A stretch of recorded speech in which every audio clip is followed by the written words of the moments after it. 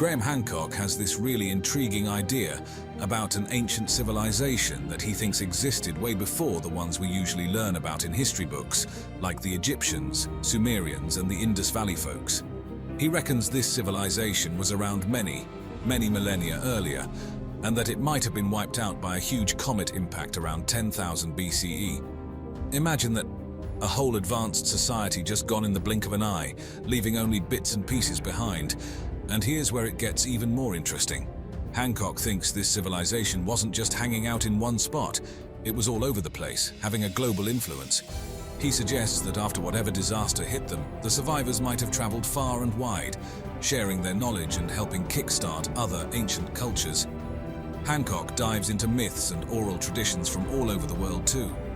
He's not just dismissing these stories as old wives' tales, but considering them as potential historical records. For example, he's really interested in the flood myths that pop up in different cultures.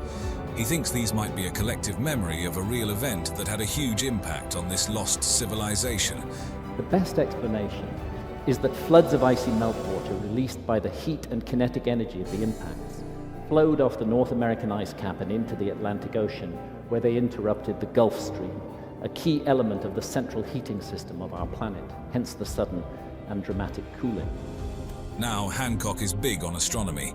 He points to how some ancient structures, like the Giza pyramids and the Sphinx, line up with certain stars and constellations. He thinks this isn't just a coincidence, but a sign of advanced astronomical knowledge.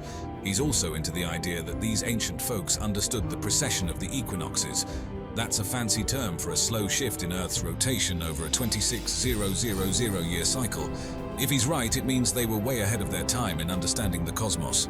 Graham Hancock has this captivating theory about ancient civilizations and their architectural wonders. He's really into how these old structures, like the pyramids in Egypt, Stonehenge, and those incredible megalithic sites in South America, show off some serious engineering and architectural skills.